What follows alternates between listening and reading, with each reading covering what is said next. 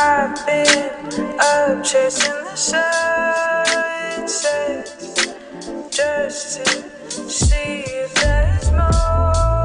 'Cause it's been so long since I tried to love. Welcome to the Sparkle Show. Today is such an exciting day. We have Dawn the Dragon Wilson. Dawn, how are you? Everything is good. Every day is a good day. Dawn, you have done so much. It's been about 15 years since I've seen you. We were at that meeting with Alan Bailey. Yes, Alan Bailey. Yeah, With the movie that didn't get made. You know, the Hollywood is that way. There are many projects get started and they get made years later or never get made, or, you know, there's a lot of pre-production things going on. Did you end up working with him on another movie after that? Oh, no, not Alan. No, I did not. You know, really, I've had a very strange career. I did 12 movies with one producer, Roger Corman. Wow. And then another producer did 6 movies, and another producer 6. So, yeah, I don't bounce around. Or at least it has not been my MO to bounce around different producers. Although I will. I mean, I've done, you know, I've probably been in 60 or 70 films and starred in 30. Wow. How old were you when you started? Well, my very first film was a Chinese film, which you have not seen because it was never released in English. But it was called ABC in New York City, Chinatown, shot in New York City.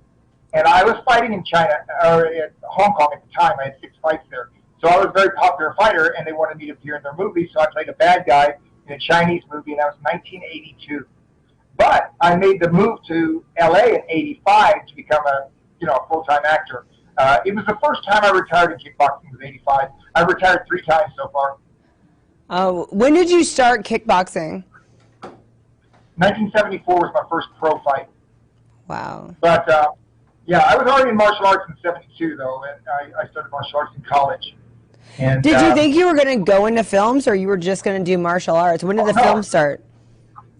The film, the idea of it came from Chuck Norris. He was going to my fights, and he was a fighter, like me. He's the only one, really, that was famous before he ever did movies. He was famous as a fighter, like myself. I fought all over the world.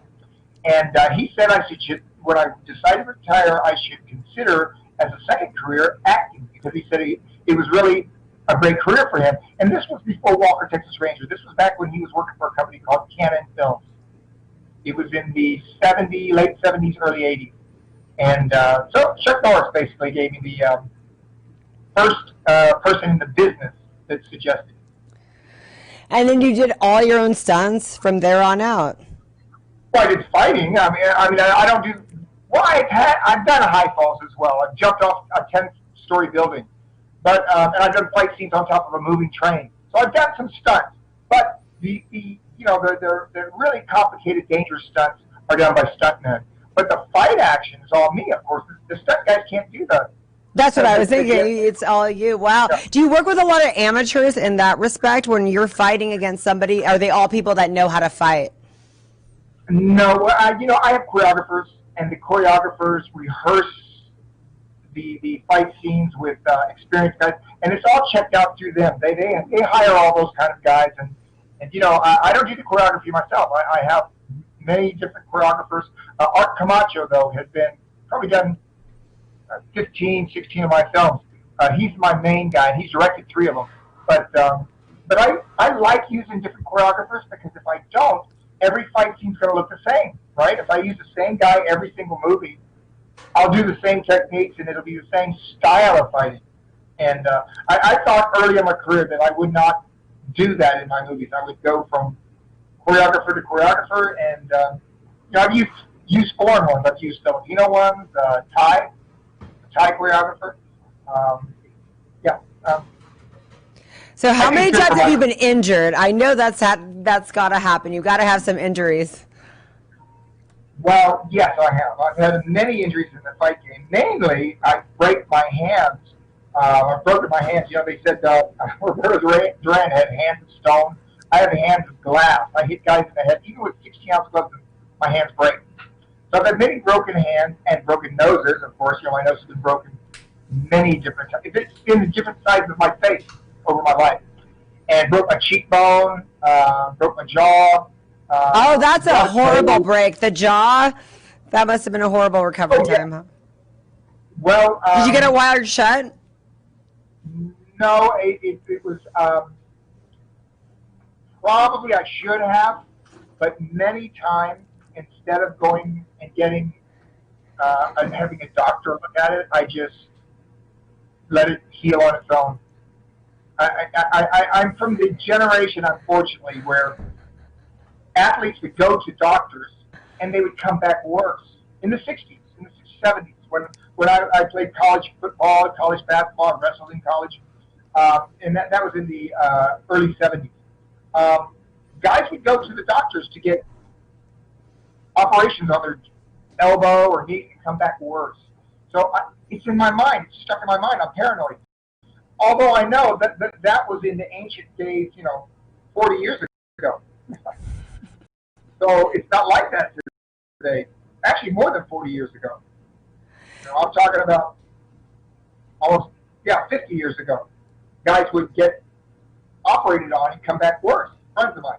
And so I never, for all my injuries, I've got bad knees, shoulder. I was supposed to have a hip replacement. I didn't ever get medical treatment. I just let it heal on its own. So are you still as physical in your upcoming projects as you used to be, or do you try to cut back? No, I am better today than I was in my 40s because here's what happens. I'm one of the keynote speakers at the biggest anti-aging convention in the world because really I shouldn't be in great shape after kickboxing for 28 years, playing college football, college basketball, wrestling in college.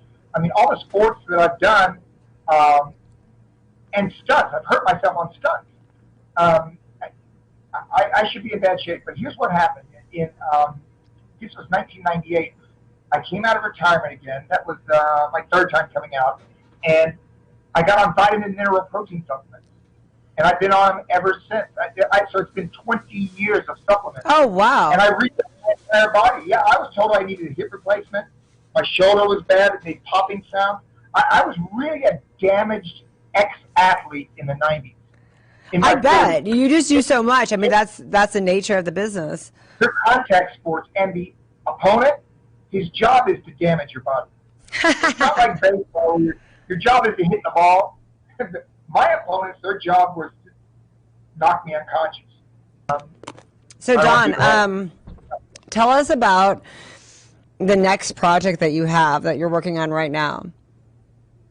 Well, the big thing is, and it's not a secret, it's just many actors do this kind of thing. They reinvent themselves. And my thing is, I'm going to do like a ripoff of Chuck Norris. I'm making the move to television. Now, I've been offered so far 5 television series since I've been out in Hollywood. And they for one reason or another, didn't work out. Now, the first one I turned down myself. And I shouldn't have. It would have been a big success. It was Aaron Spelling. He was the biggest producer. Oh, wow. Did they end up doing it without you? Well, the guy that ended up, the agent, Tony Krantz, ended up doing a series with Donald Sutherland called 24, I think, or something like that. Oh, wow. You turned down 24? No, it wasn't. There was no 24 then, but he's the guy. The guy. Oh, wow. Krantz. He was a CAA agent, but it was going to be Aaron Spelling back then. Right. At the time they did 24 with Kiefer Sutherland, but I don't know if that was the original concept. I turned it down because this is before Walker, Texas Ranger. No martial artist had ever gone right. to TV. So I thought it wouldn't work for me. It would right. The industry at that time, this is in the 90s, it was considered, quote, a step down. I remember. TV. And it's what you're supposed to do later in your career. Right. And you're supposed to, and if you're lucky, it'll be a success. It'll go 4 years. Once it goes 4 years, you're in syndication. It goes all over the world, and you can just sit back collecting the checks and just retire. And Chuck's show went 8 years, and it was the #1 action show in the world the entire 8 years. And he quit it not because the ratings were going down. He quit it because he had all the money he needed. He produced it as well. Walker, Texas Ranger. And it's good to leave on a high note sometimes. Huh? Sometimes it's good to leave on a high note too. I think that's brilliant. Yeah, well, yeah, you don't want. Yeah, you're right. You want to leave when the ratings are. Friends ended. They were still the #1 show, 10 years. You know, Right. sitcom. They were the #1 sitcom, and they ended on a high note. You know, they didn't let it. And I think Seinfeld did the same thing. Of course, it's always better to do that. Like, you know. So, No, Don, I was going to ask you, you said about when martial artists didn't do television so much. When did martial artists become big in the United States? Because I know it got bigger and bigger where we wanted to see more martial arts films, but this didn't happen until the 90s, right? And I'm kind of young, so forgive me. No, it was a little earlier than that. It was when they did a series called Kung Fu. Okay. With David Carradine. That was. Oh, that's right. My brother was a Kung Fu instructor. Now, this was way back. This was, probably in the mid-'70s or something when David Carradine was doing the TV series. But that was kind of the only one, right? There wasn't a lot, like, in the 90s, I remember we started coming out one after the other after the other. Bruce Lee was around the same time. He came out with Enter the Dragon. Now, of course, he died before it was released, but it was released in, like, the 73 or 74 probably.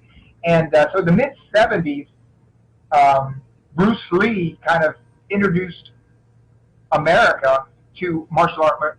He was the main one, though. We didn't have it. He was like, he created it because the genre itself wasn't as huge until, and then now it's the only one. He was the only Bruce Lee. Right. Brought the whole industry into the martial art industry into America. Now they did have a guy named Soojian, who was a Japanese. He did these ninja movies. And that was in the 80s. That was in the early 80s. And then Chuck Norris. That's when Chuck Norris came around in the 70s and 80s for a company called Cannon Films. But then later, Van Damme did a film for Cannon as well. It was called Bloodsport. This is in the 80s. And then I did Blood Fist in 1988. We shot it. And so, I'm from the generation of the 80s actors as well. Right. And then this was the video days. My films were in the theaters in America. They were released theatrically, but briefly released, You're the VHS baby. Right. It was all about me. I am, people say, oh, Don, you're an international movie star. No, I am not a movie star. I am a video star. And now I would say, I'm not a DVD because DVDs kind of went south of the border, financially. It is more digital download now. Right. It just, my movies now go online and people watch them on Amazon and Netflix and, and look, here's the thing about movies, independent films. It takes a couple of months to make them. They come out and as soon as one's out, and I started 30, all 30 were profitable. It's going to take another couple of months or before you can have another one out. Whereas if I make the movie TV, we shoot, for a couple of months, all the episodes, an episode a week. Walker Texas Ranger was one a week, and I know Chuck used to complain to me how much work it is. He said, Don, you think this is easy TV? He said, think about shooting a movie every week. Yeah. It's a lot of stress, but, And he did act, direct, and star, and he wrote too also, like Michael Landon. He produced those. He did produce them. So he was on top of everything. And, he worked on the scripts and everything. He learned, he said he learned how to produce TV shows like Walker by doing the lower budget independent films like the ones I'm doing. Oh, wow. I think Chuck's probably started at least 20 independent films. But, before the TV series. So he was very experienced at producing it as well. And the same with me. I mean, if you look at my credits, I probably produced 15, 16 films. So, John, how did you feel when you came out here in the 80s? Were you kind of worried because the Kung Fu was on the rise? It wasn't the big explosion that we have now with all of these martial art films. And now it's everywhere and it's a genre. Like I said, were you ever worried like, oh my gosh, I'm leaving where it's big and now I'm coming here? How did you feel being... Well, I never left where it's big because I'm not from... I'm born in America, raised in America. So I did fight in Hong Kong and I did fight in Japan. I mean, I was well known there. but You were well known there first before you were well known here, right? Much more. Right. But Did you ever move there for a little bit when you did those films, or you would just travel there? No. When I did a Chinese film, I only did one. It was shot in New York City. Oh, you told me about that. Okay, that's the one. And so you never actually went there to shoot a movie. I know you said you tried to avoid that, but. No, I did do the foreign Chinese films like Jackie Chan, Jet Li, Chow Yun, all the Chinese or the Asian actors that come to America. They all speak with a thick Asian accent. Right. And that's what held me back in Hollywood was I didn't fit the mold. I have a Southern accent. I come from Florida. I'm 6 feet tall and have a Southern accent. And, the studios didn't think I was right for mainstream America. That's right. You're super tall. How did that work in your favor? Well, not good for the studio. Like I imagine in the beginning that had to be a challenge. Well, here's what I get. People see somebody on film, like you see, let's say, Sylvester Stallone. He plays a heavyweight. You think maybe he's 6'2", 6'3", 6'4", 225 pounds. He's all muscle. But he's actually shorter, and he weighs about 185, 190 pounds. So he's a smaller guy. Van Damme is short. I mean, all of them, when I'm thinking about it. Chuck Norris is kind of... Chuck is... Well, he was a middleweight when he fought, which means he fought around 160.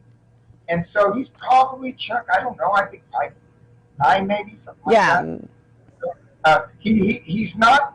There are some big guys. Steven Seagal, 6'4". I've met him. But people meet me and they say, wow, I thought you were shorter than that. Because they see an Asian guy on film, and they assume, you drop the camera a couple of inches, you get a bunch of short people in the set, I look tall.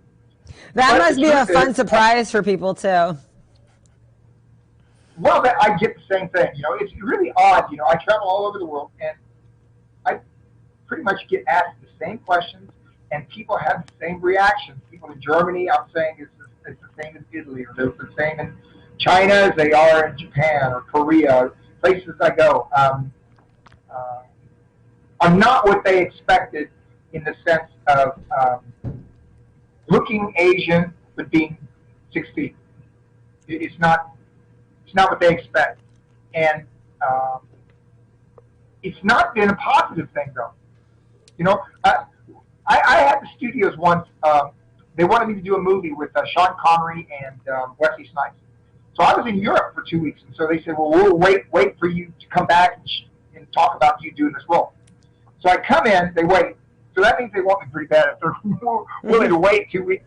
So I come in, and they say, okay, you have to do this character with a thick Japanese accent. And I looked at him and I said, I don't do a Japanese accent. You can't do you can't do an accent? I said, no, I don't do any accents. If I tried it, I think I'd just fall on my face. It'd be embarrassing. Really? People laugh at me. I said, I've never done it. And I said, I really don't feel comfortable doing it, to tell you the truth. I didn't come to Hollywood to, quote, become an actor. I came to Hollywood to do action films. And I've done a lot of them, and I'm pretty experienced at it. But I'm not what they call a character actor. You don't see me playing Rain Man. I don't right. play Yeah, that makes sense. You have a genre that you stick to. Yeah, I stick with, I'm usually the action hero of the movie, basically. Now, you know what's been fun, though? I'd say in the last few years, I've played some bad guys. And that's been really fun. It's kind of, because it's different for one thing. It's not the same old thing. And, I can do a little going over the top a little bit. Directors let me take chances as the bad guy of a movie. So I played a hitman in a movie, and my opening scene is I kill a guy in his bathroom. He's shaving, and I come in, sneak into his hotel room, and kill him. And I'm scary. It was fun to play a bad guy instead of always the good guy in the movie. So what happened to the movie with Sean Connery? Do you end up passing, or they didn't? No, I didn't do it. They said, well, here's what ended up happening. I said, well, I can do what kind of accent? And they said, what? I said, I can do the David Carradine accent on Kung Fu. And they said, well, what is that? And I will talk very slowly. That's what he did. He didn't do an accent. If you ever watch the Kung Fu TV shows, he would go, I must go to the mountain. He just spoke in slow, stuttering English. And that's what kept TV series Kung Fu. And you know what? I think they just want to get me out the door. You know, if I can't do an accent, because the role requires the guy to. So what did you do in that Chinese film? Did they do a dub over, or like what did they do? Yeah, they dubbed me. And I've appeared in some other foreign films as well, German films, Swiss. I was in a Swiss film, and they just dubbed me in. They just dubbed. You know, the whole world accepts dubbing in their movies, except us. Tell us tonight about your wife winning the award. Can you tell us that whole story? Well, she hasn't won it tonight. I mean, she's just watching the Emmy. But you know, she does a show called The Voice, and she's been nominated for that. So we met on a movie set, my third movie. She was my makeup artist. And I love that story. Your third movie. So this is like in the 80s? No, this was 1990 actually, and it was my third movie. The first two were shot in the Philippines, but the third one was shot here in LA, in Venice, Roger Corman's studio, and she was the makeup artist. And the story goes like this. I had a friend of mine who set me up on a, quote, blind date with a singer. She's a singer from a band, and I guess she's famous, but I am musically ignorant. But anyway, she drives me to the wrap party for this movie. And I start drinking coconut rum, and I get a little buzz, and I end up walking my wife to her car. And I guess I talked to her so long, the date that I came with was mad, and she drove by me, and she said, tell her to give you a ride home. And she did? So she gave me well, my story is, she gave me a ride home, and we've been together ever since. I love that, Don. This is the best story. Yeah. It's my Hollywood, that's how I met my wife in Hollywood, was on a movie set, and then at the wrap party, I walked her to her car, and the date that I came with got mad at me and stranded me. And, so you guys have almost been together for 30 years. Well, since 1990. Yeah. So almost 30, that is 30. Yeah, that's so incredible. I didn't know if you got... We got married in 96. Okay. And a lot of people, her friends, and people that I knew thought I waited quite a while, 6 years of dating. But I had just gotten, when I met her, I had just gotten out of a divorce. I had just gotten out of a marriage. And I don't know, maybe I was gun shy or something, but I didn't want to go from one marriage right to getting married again. I waited 6 years, and then we got married, 96. That is so sweet. Do you guys have children? Yes, we have two children. I have one from my first wife, but he's 31 now. But we have a daughter, and she's in college, and then a son who's also in college. They're both in college. That is such a sweet story. So what does she do now? She's still a makeup artist. She does, but we don't work together. She does television. Once she worked on Friends. She was one of the makeup artists. She did all the guest stars. And she must have some great stories to tell, Don. You can't tell those inside stories. You can't tell what's really going on. I know. I can't. Because this wouldn't be like TMZ hears stuff like that. But this would be first-hand knowledge.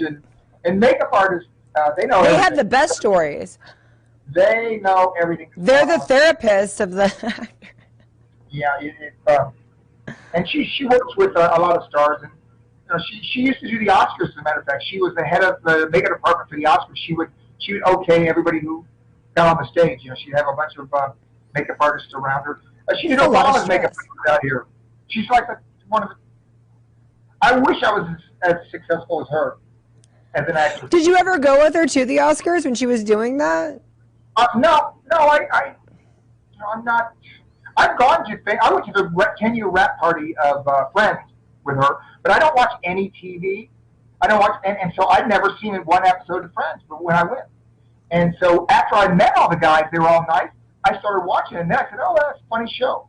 I just don't have time to sit, and I don't see how people have time to just watching TV a lot. You know, I don't watch.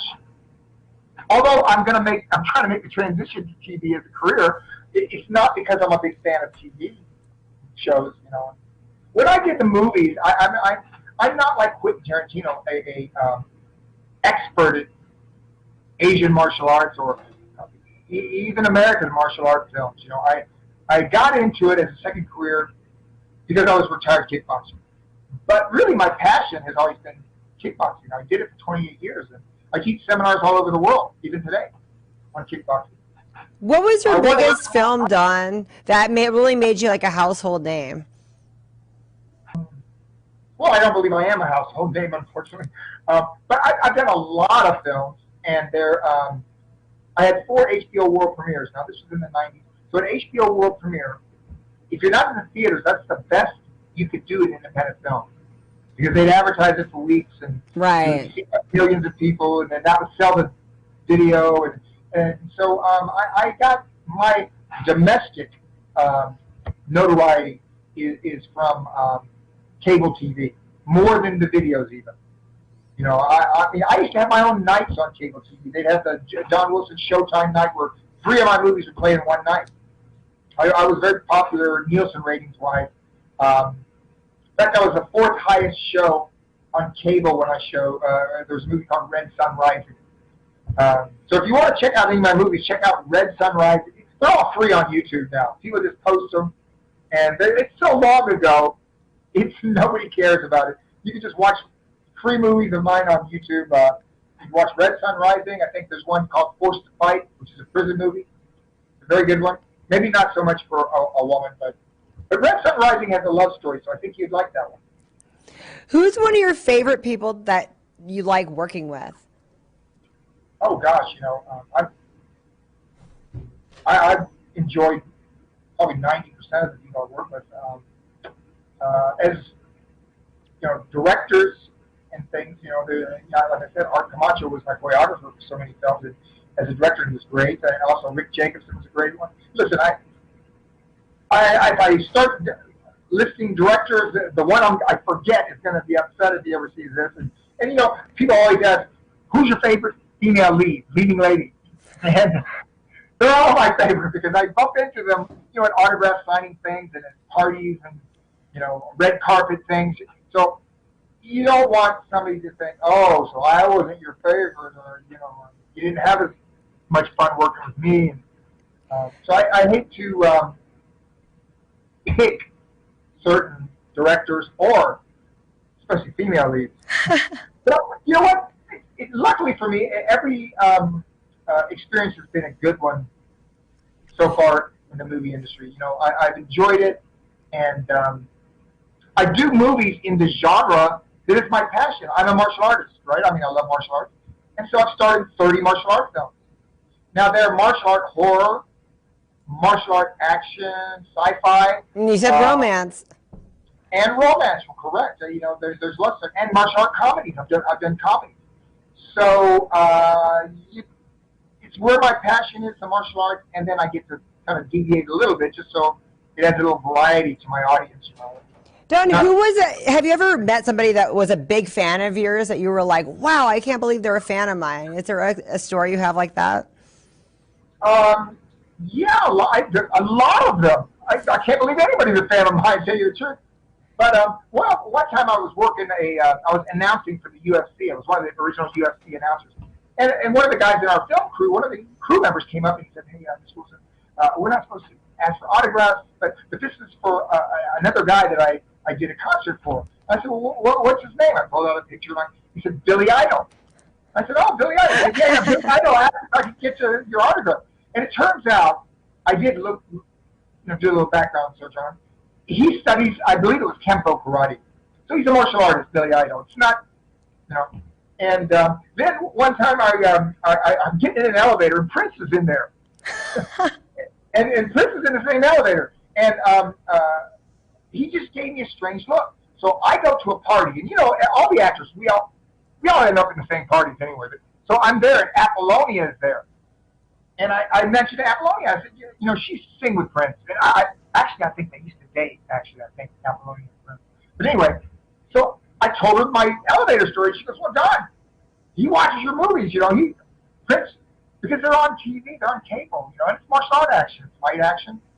And one thing I always try to do before it's, you know, now with Black Lives Matter and things, it's kind of politically correct. I always had black actors in my movies that were good guys, that were my friends. And the only thing I haven't had yet is a black female lead, but I wanted to do it several times. Once where we were planning on our first black leads, I've had Asian leads, and the rest were white leads. Well, you haven't had an Armenian lead yet, have you, Don? Are you? It's time. You know what? As an Armenian producer, I've been to Armenia several times. I was a year ago. I was in Yerevan, I guess it is, and I teach seminars there. And so, yeah, it could very well happen. I'll have what we'd probably do is shoot some in LA and some in Armenia, and then I'd figure out a way that your character would be necessary in the movie. You'd have to help me. It'd be like a buddy picture, except my buddy would be also a female lead. Do we have Debbie, or is Debbie a no-go today? No, Debbie. Tell us a story about Debbie. I felt bad she couldn't make it on with the internet. But I met her at a James Liu's house. James Liu is an actor out here. We've done movies together.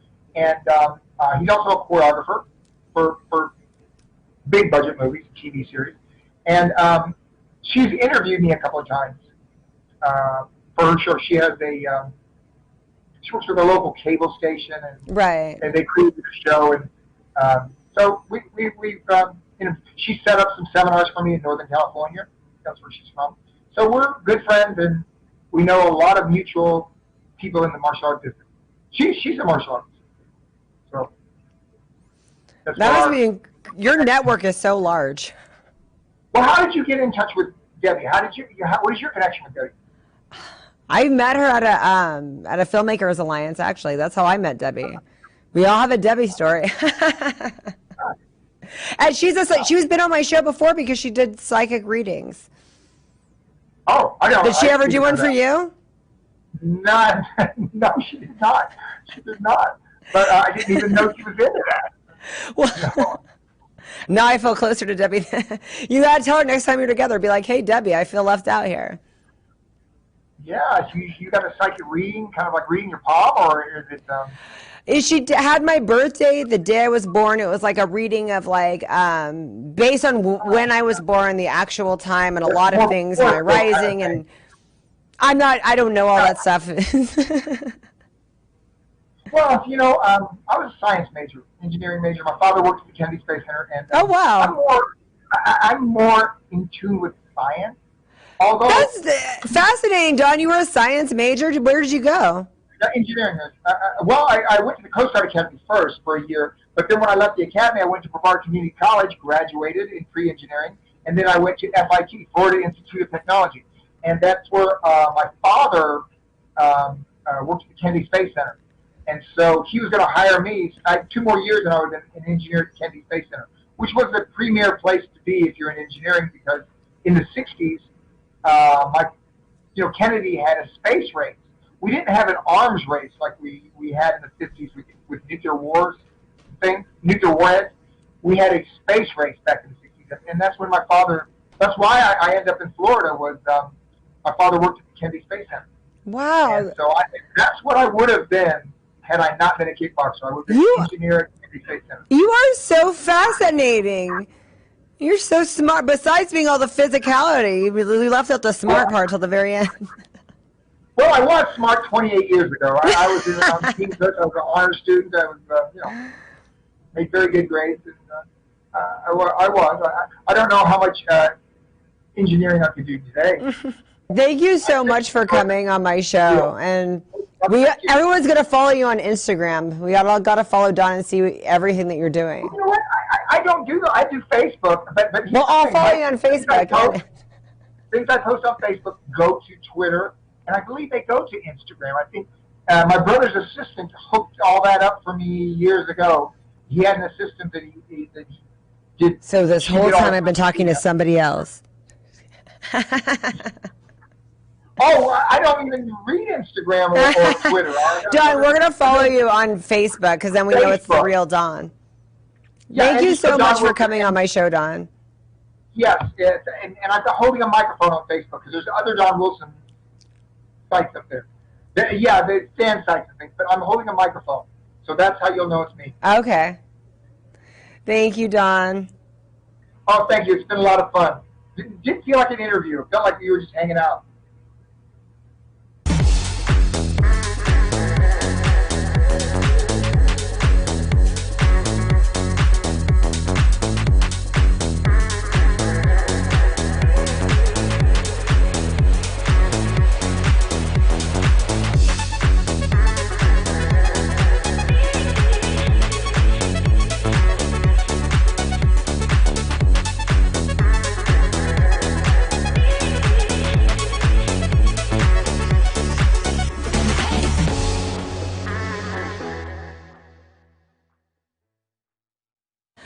Hi, Johnny. Welcome to the Sparkle Show. How are you? I'm well. How are you? I'm good. So tell us about what you have going on. You're a man that wears many hats. Director, producer, actor. Tell us what's going on. What's going on right now is just like most other people trying to stay afloat, looking for work projects. You know, I do have a really cool short film that is nearly finished. Are you familiar with Gary Soto? Yes. Gary Soto, the author, yeah. So he and I have been working on a few things, and he gave me the rights to produce the film adaptation of his most famous poem, Oranges, and that's going to be really cool. I got to ask you a stupid question, Johnny. Are you related? No, I didn't think so. it's not stupid. It's a valid question. But no, we're not. We sat down, tried to figure it out once, but no. So, how long does it take you to do these projects?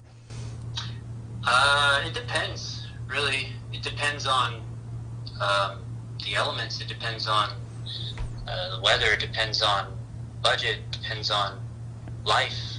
You know, if anyone was able to do these things that we like doing, your show or my films or music or whatever, and not have to worry about anything else at all, Can you imagine? right? It'd probably get things done a lot quicker. But that's not how it goes. Life in particular, in my case, took a wild turn these past 5-6 months or so, which was smack dab in the middle of this film. So that caused some delay. And it's not like, you know, you have a higher up and you say, oh, sorry, man, I'm not going to, you know, there's no one else to fall back on.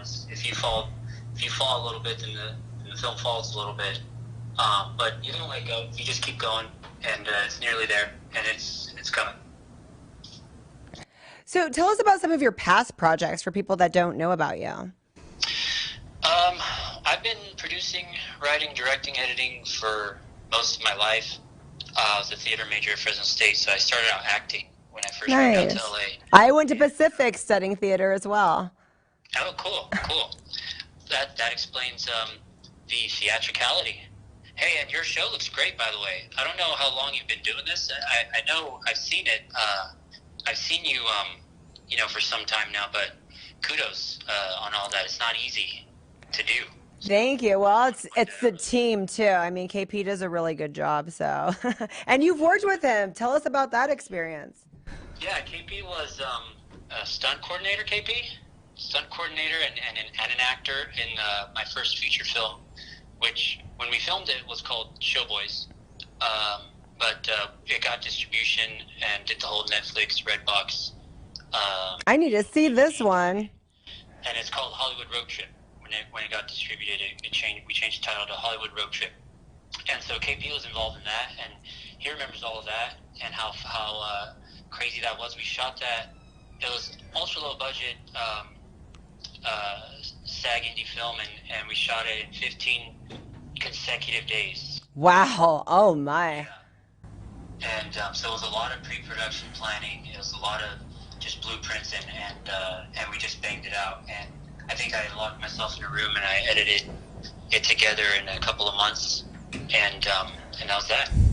But it was maybe a year or so leading up to, and then 15 crazy days, and then 2 or 3 crazy months by myself. Wow. Yeah, Hollywood Road Trip. I think you can rent it on Amazon Prime right now for like $1. So what's your favorite thing to do? You said you got your start in acting, but I feel like you're more of a director now. Is that like kind of more your passion, or you just kind of went more that route?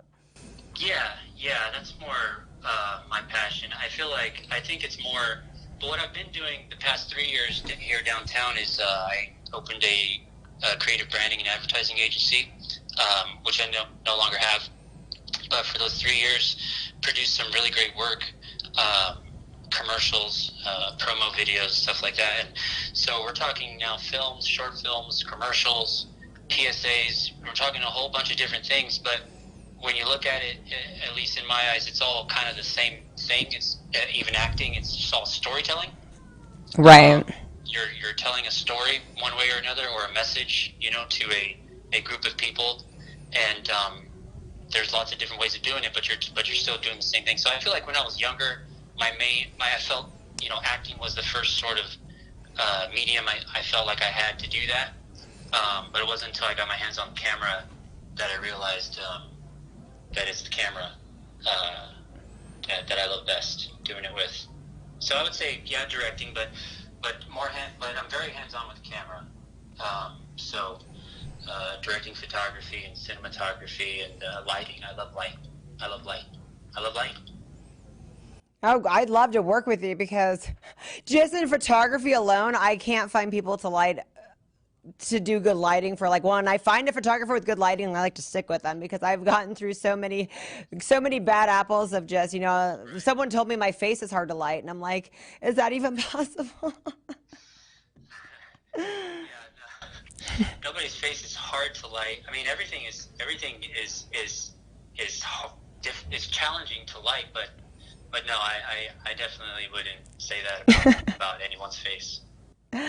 Yeah, so no, I mean that's just to have all these tools, and it's funny because I was watching, it was like the Hollywood Reporter or something like that, and all the best screenwriters were there talking. And they said that you have to go through acting. You have to at least have done one project as an actor to really become a good writer, to know what it's like. So I imagine that was your first step. You're probably really good at everything you do now because you can understand the whole business, every part of the business, all the moving parts. Right, and you know what? That's a really great point, and it's true. Not just on the performance side, but in every aspect. Because I've filled just about every role of any type of production you could think of: a producer, line producer, grip, a gaffer, PA, an actor, an extra, director, writer, editor. All in every capacity. And when you do that, when you're forced to do that, or you force yourself to do that, you gain a respect for for all of the different roles, but you also, you gain knowledge and a respect that you can't really get otherwise. And I felt that the most when it came to directing, because I'll see some directors, I would be on some sets and I would see some directors just grill their actors or just not just treat them as if it's easy what they're doing, in front of a camera and in front of a group of people, when it's not. When you're not really telling the person what to do. You're sort of and being the actor in that situation, I'm able to understand what I would have liked to have heard, or what would have helped me hear from the director at that point. So I felt like in that aspect it helped me out the most. If I hadn't started out acting, I probably wouldn't be as communicative, is that a word? Or be able to, just Johnny, really you're get based through in the to Central my Valley actors like me. as Did you as travel efficiently as throughout, like go to effectively LA a lot to do other projects, or do you try to stay based most of your projects in the Central Valley? Right now, yeah, I stay central. After Fresno State, I moved to LA, and I was in LA for about 7 years on film, and it was cool, but it got a bit redundant. It got a bit. There's a lot of people. There's a lot of stuff going on, and there's nothing that I can't do here that I can do there. If that makes sense. I totally understand. You know what I mean? Any project, whatever. And I mean, right now, and then back comes the life thing. You know, we still got to worry about life. So I still got to make money. You know, and I have a 6-year-old boy. You know, I got bills. I got things. And you're homeschooling him now too. What's that? You're homeschooling your 6-year-old boy now too. Yeah. I was doing that just this morning. But you know, all of that comes into play too. So as much as I would have loved to stay over there and do the starving actor thing, you know, life comes into play too, and a lot of people forget about that, or they try to brush it off or not make a big deal about it. But I mean, it's a big deal. It's life. It's in everything that you do. It's in everything that you do. So right. Life brought me back here home as well. And no, I love it. I'm good. I'm good here. I have everything I need. I know enough that I can do and try things, and I continue to learn. But I keep it central now that I'm here back at home. And I'm like you, I agree with everything you're saying, but I think it's so good that you actually went and experienced that LA life for a little bit, as did I, because you come back here with a lot of that knowledge that you wouldn't have if you had been here the whole time. You got to see a lot of things and bring it all back here and to the Central Valley. And I think that was such a great experience. Don't you feel that way, that you learned so much in those 7 years? Yeah, absolutely. You learn a lot about the industry. You learn a lot about your craft. You learn a lot about yourself. And it's definitely, I always suggest, you know, when someone feels like branching off and taking that leap, they go for it, do it. Right. It might work, it might not, you might like it, you might not, you never know unless you go for it. Because if you don't, then what happens is you sit around, you know, for the next 5-10 years wondering, or you begin to imagine this false, you know, image of what it could have been, you know, when you would have gotten it. Cold hard truth if you would have just went and tried it out. So definitely, yeah, it helps going and experiencing all of that. Yeah, for sure. Just as like a person and seeing how big everything is and how small we are, because I think sometimes too, people that just did stuff in the Central Valley, they don't know the big process of the hours of waiting and, you know, the cattle calls and the being with like a million pretty people and having to drive from like, you know, in Wilshire and rush hour. And, you know, that was an experience. And a lot of people don't even have that experience now because of Zoom auditions. So we actually had this great learning experience that might actually be passé now with Zoom interview auditions and all that. Yeah, and it's kind of scary when you think about it too, that because it hasn't been that long, that much time that has passed, and all of these have changed, like Zoom auditions now and all of that. Things are changing so quickly. This industry is just such a kooky, crazy one. You know, you just got to keep up. You just got to try your best to keep up, and just, you know, you have to love it. You have to like what you do. If you don't, then you're not really going to have much fun. It's going to be stressful. It's going to be terrible. It still is, but I mean, you deal with it because you just love doing it.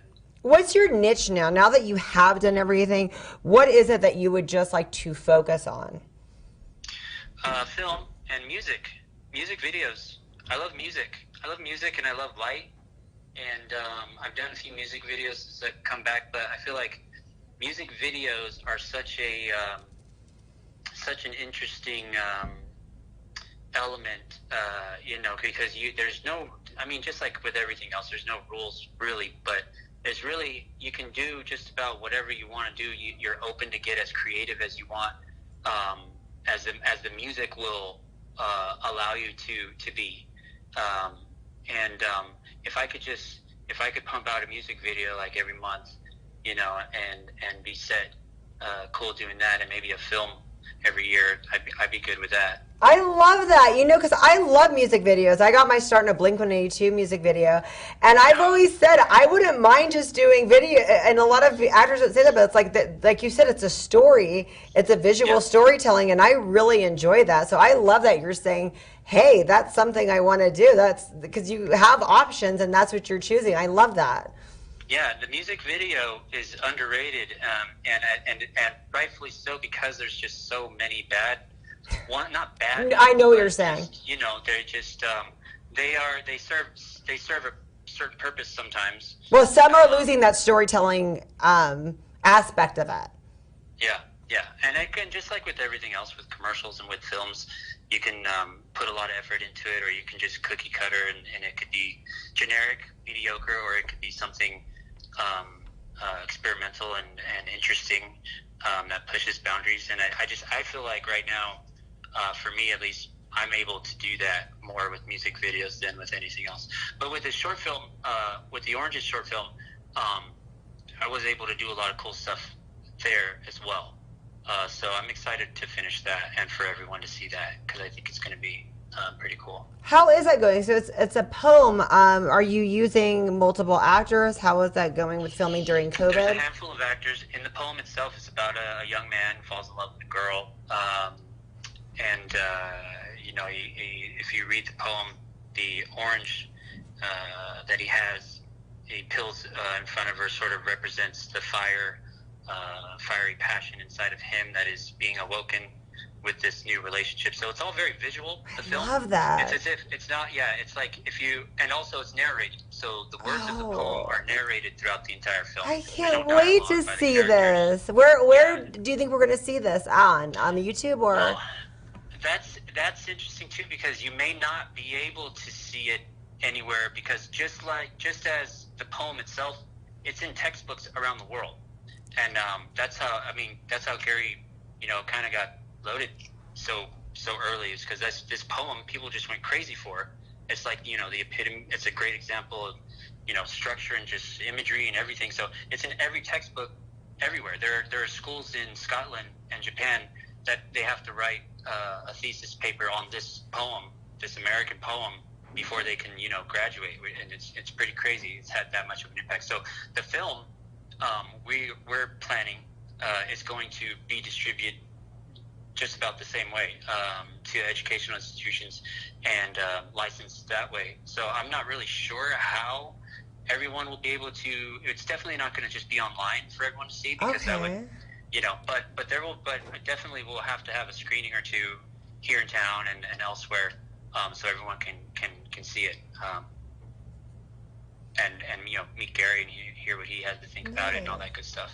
So when you say you want to do, it'd be cool to do one film a year. Do you prefer doing features or short films, or you really like both, depending on what it is?